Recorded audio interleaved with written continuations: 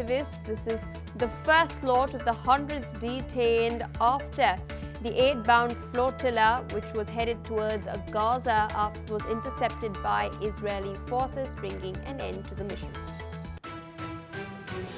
Worldwide protests have erupted in support of the Gaza aid flotilla. Protesters have gathered in Turkey, Greece, Italy, Tunisia and Argentina after Israeli forces intercepted the fleet of 40 vessels carrying aid to Gaza.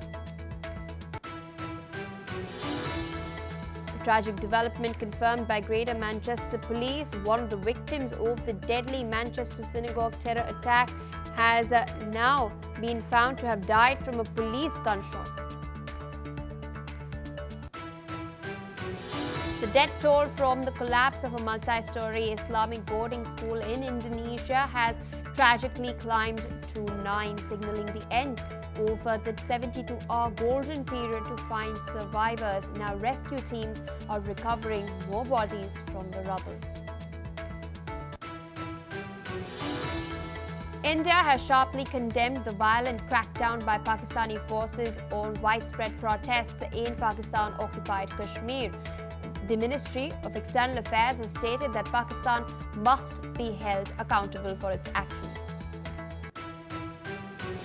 The partial US government shutdown has immediately curtailed the release of vital economic data. The shutdown has entered its third day, and amongst the most significant delays is the Labour Department monthly jobs report, a key indicator of economic health that was scheduled for release today, now along with the weekly report on unemployment benefit claims.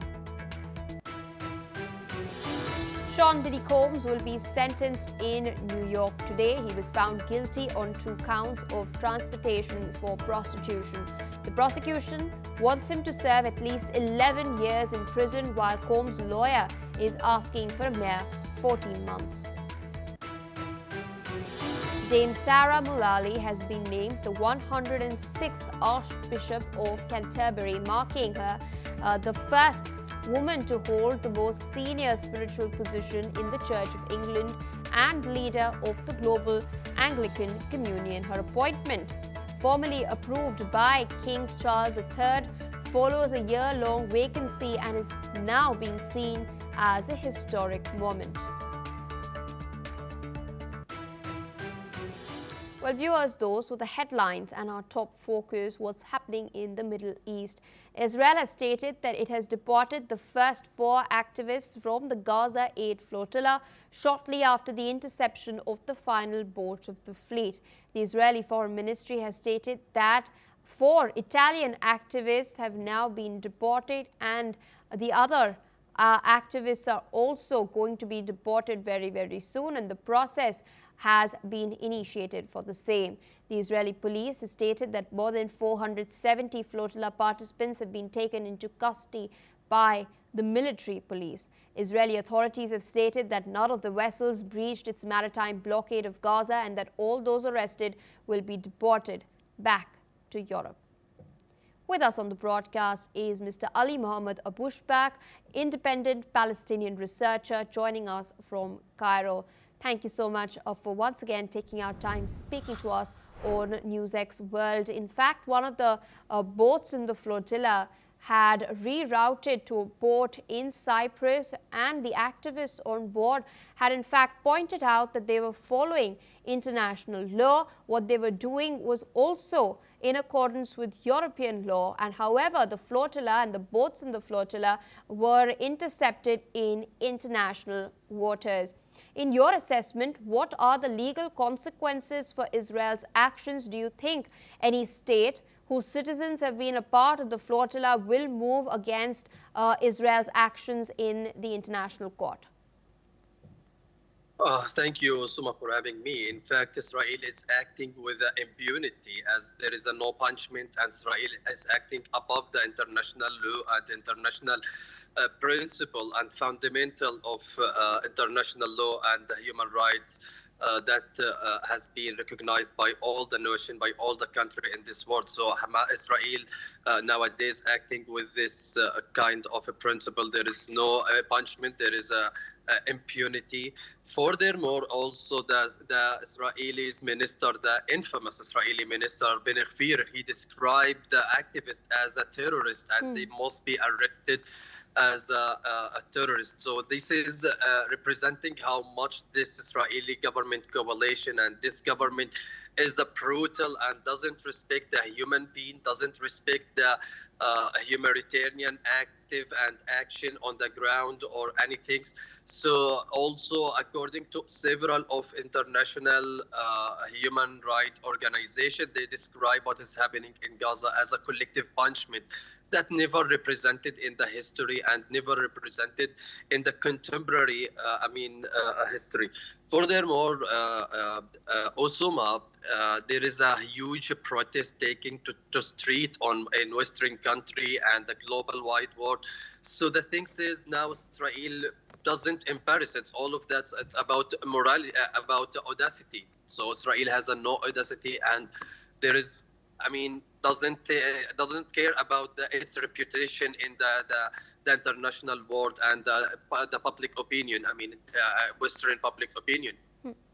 So that's complicated the situation on the ground and make it more complex. And there is no any aspect for solution on the ground, and for the Israelis' aggression on the activists. They were unarmed. They were completely innocent. They were just only going to deliver a food for the desperate civilians who are suffering from the famine, suffering from the starvation and famine in Gaza. So these things, it's showing how much Israel, and this is not the only first time. And if we will go back in 2010, when Israel intercepted the Marmara Flotilla and killed several of activists, among of them Turkey civilians and Turkey activists. Israel doesn't care about it, and doesn't. After 5 years, Israel apologized about the action, and it's make a scandal for Israel. And today there is no scandal for Israel, as it's acting with the impunity and no punishment. And also Benjamin Netanyahu, worth mentioning that it's wanted by ICC, the International Criminal Code, and still he's free and traveling here and there. So the things is also the most important, the description, how the Ben Gvir, the infamous minister in Israel, he described this activist by terrorist. This is the huge catastrophe, I guess, and this is the things it's a warning point about anyone will support Palestine and will support the civilians who are suffering from this war and the casualties from this war. May they will consider him or her as a terrorist. This is a huge point. All right, sir, I request you to stay on with us as we're tracking further updates. We're now learning that thousands of demonstrators have gathered outside the Israeli embassy in Athens to protest against Israel's interception of the flotilla that was carrying aid to Gaza. The protesters have urged the Greek government to condemn Israel's actions and have called for the immediate release of all individuals detained.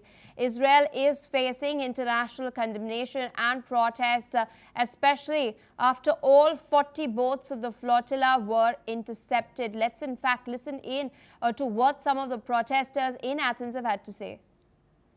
Απαιτούμε και την απελευθέρωσή τους, απαιτούμε από το ελληνικό κράτος να παρέμβει αυτή τη στιγμή για να γυρίσουν πίσω και να κόψει κάθε οικονομική, διπλωματική, πολιτική και πολιτισμική και οικονομική σχέση με τον κράτος δολοφόνο και να κλείσει η πρεσβεία των δολοφόνων των σιωνιστών.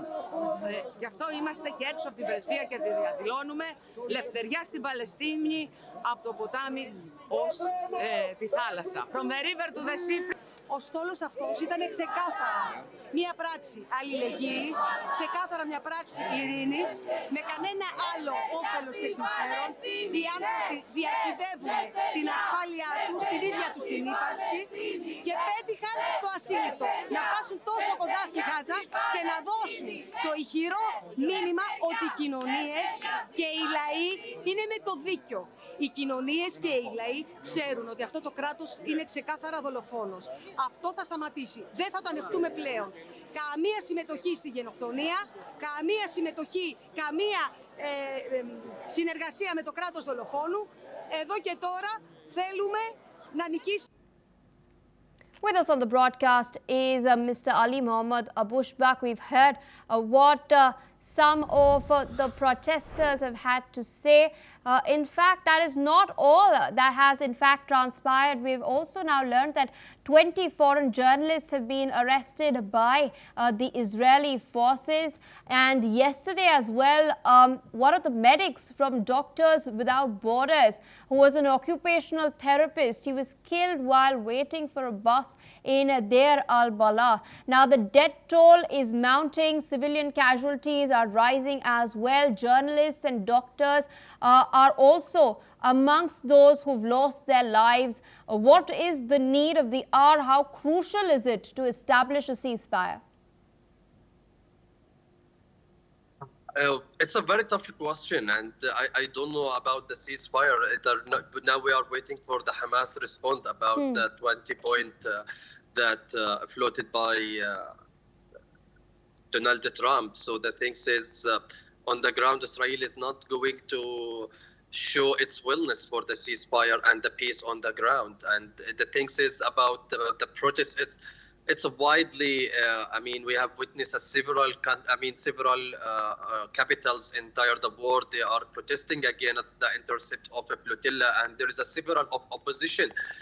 Government opposition, they are calling to expel the Israelis diplomatic and Israelis ambassador in their area, in their lands, like France and like Norway, and several countries. They are calling for urging for the expel the Israelis diplomatic. So in my opinion, Israel has no audacity. So it doesn't care about the diplomacy. It doesn't care about the reputation. The thing is, and we have seen the only casualties from the civilians, children, women, and it's not about only doctors and civic defense civic in Gaza. So the thing is more complicated. I'm not optimistic about the ceasefire on the ground very soon, and I guess Hamas need long time to study the proposal and study this plan.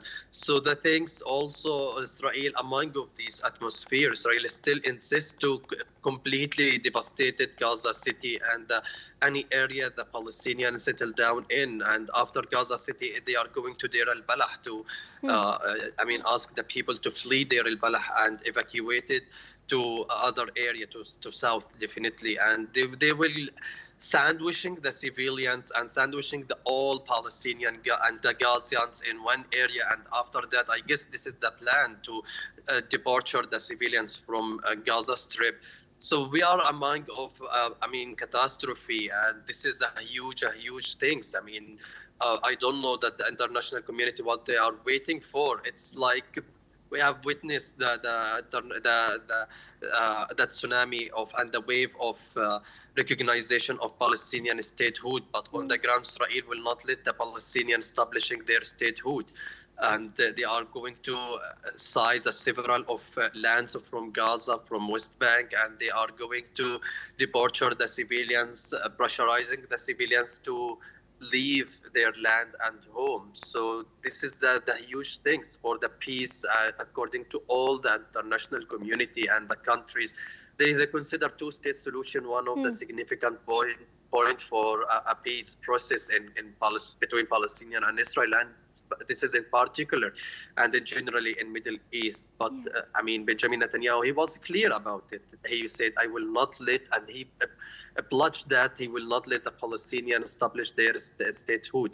So the thing is, I'm not optimistic about a ceasefire or a peace process between Palestinian and Israel. And even if Hamas did whatever Israel and Donald Trump they want, and they will apply everything, they will find several of excuses to attack the Palestinian and the civilians. We have seen that only casualties are civilians, and less from military and Hamas. And the aim of this war to release the hostages. How much Israel, or how many Israel released hostages after the military pressure. I mean, just only negotiation is a one tool to release the hostages from Gaza, and military pressure since past 2 years. How many? Three just only from Al-Nusayrat. They are in special forces. They are releasing 3 Israeli hostages in Al-Nusayrat into 2024, I guess. So, I mean, this is the point. And this is, I mean, also the Israeli community. I mean, there is a several of a protest in Israel itself and against Benjamin Netanyahu and against this war. They realize this truth that Benjamin Netanyahu taking the war as a benefit advance for himself and for politician purposing for himself only and to maintain his government coalition. And we have seen today how much this is ugly face of this government coalition when you are calling civilians and describe them as a terrorist just only because they are going to save children and women, desperate civilians, going to send them a food, going to send them a treatment, a medicine. Just only that what the Palestinians they want. They don't want anything except just only food. Nowadays, I mean, on the ground, everyone desperate, everyone disappointed. There is no hope for them. As I mentioned many times here in your broadcast, I said Palestinians, they are wishing, I mean, waiting for the moment they will killed. I mean, there is no hope. There is no future. They are not thinking about their future. We are talking about 2 million of civilians, and 2 million of them, they are suffering from trauma and complex trauma. Also, who's at invisible injury. So, and more than 5,000 Palestinians, they are suffering from the amputation. So, on the ground, it's a very difficult Usuma for ceasefire. I'm not optimist about this point, and just only we have a hope one day something will change, and both of them, Israeli and Hamas, they will reach to, I mean, to deal and. I mean, end by peace between both of them, and that's what we want. And so I mean, a socio-political, peaceful coexistence between both of them. This is what we hope. Yes. All right. With that, I would like to thank you, sir, for taking our time and, of course, sharing your perspective with us on NewsX World. With that, viewers, we're shifting our focus away from the Middle East towards the war in Europe. We're now learning that Ukrainian drones have struck Russia's Orsk-Nefte's oil refinery overnight. This is according to an official from Ukraine's security service, the SBU. The strike comes as Ukraine continues targeting Russian energy infrastructure. Meanwhile, Russia has also attacked several energy facilities in several regions of Ukraine, including gas transmission infrastructure facilities with missiles and drones, especially in the Sumy region and Kharkiv region as well. More than 300 drones were used by Russia.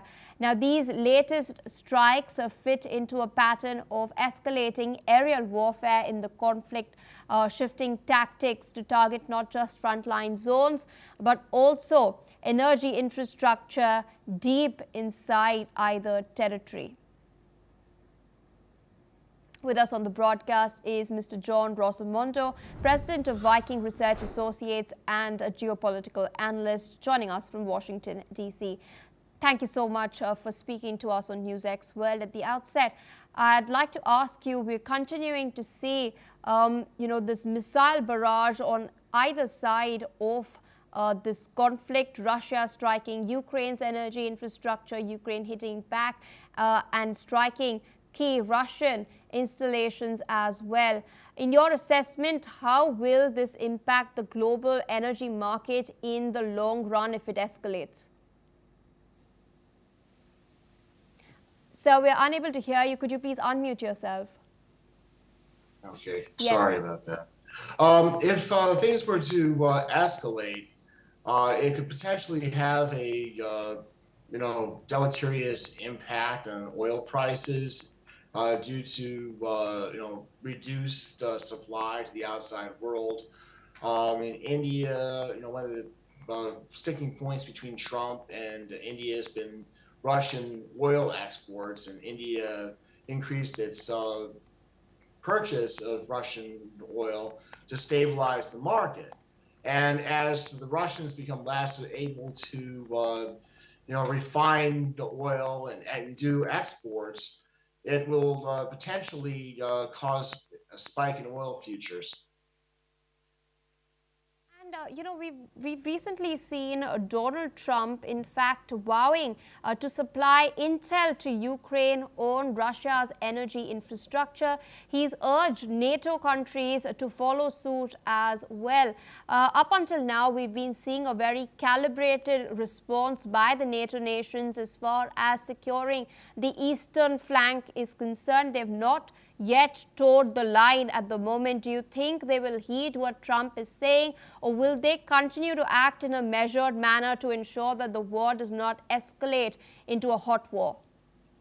Well, I think that they will probably continue measured as far as the Europeans are concerned, because they've been reluctant to provide cruise missiles. I mean, Germany in particular is been reluctant to provide Taurus cruise missiles that the Ukrainians want.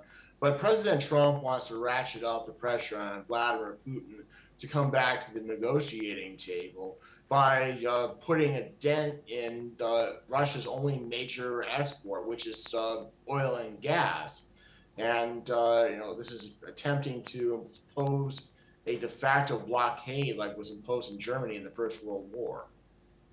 All right, so I request you to stay on with us as we are shifting our focus away from the war towards some crucial developments coming in from the United States of America.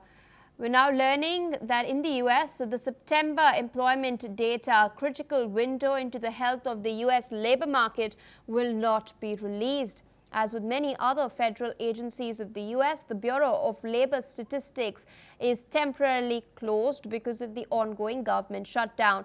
Now, until the Congress approves its funding, the Bureau's employees will remain furloughed, unable to release any reports. Now, this data blackout comes at a perilous time for the US economy, as the unemployment rate has steadily ticked up this year from a seasonally adjusted 4% in January to 4.3% in August. Still with us on the broadcast is Mr. John Rosamando. So the Democrats and the Republicans are at loggerheads once again. A political blame game is ongoing. The point of contention is the Affordable Health Care Act and the insurance premiums, which the Democrats contend are going to become more expensive. Trump has hit back, stating that the Democrats just want this to be accessible to illegal migrants. Now, amidst all of this, we're seeing instances where crucial reports such as the data pertaining to the employment rate will not be furnished. Yesterday, in fact, Secretary Bessent had come out and stated that in case this particular shutdown extends, the impact on the economy, the impact on the GDP will be quite severe as well. In your assessment, till how long will the Democrats hold on to their stance? Or will a compromise, is there a possibility of a compromise that both parties reach? Well, I think it'll come down to when the voters start calling the congressional offices, telling them to knock it off, and pressure mounts to bring everybody back to the table. I mean, the problem we have in Washington now is that both sides are particularly radicalized. Used to have a sizable middle that was willing to horse trade to get deals, but that seems to have evaporated. So it could be like a few days to weeks before this ends. Indeed, and speaking about the political ramifications of this, who is more likely to be hurt by this government shutdown? Will it be the Democrats, or will the reputation of the Republicans be dented? Well, I think that the Democrats will be held accountable for this, because the Republicans are the ones in control of both houses of Congress and the presidency, and you have maybe 6 or 7 holdouts in the U.S. system. You need 60 votes in the Senate to clear legislation. And the Democrats have a filibuster in place that's preventing the passage of a deal. All right, sir. With that, I would like to thank you for taking out time and sharing your perspective with us on NewsX World. With that, viewers, we're shifting focus towards Germany.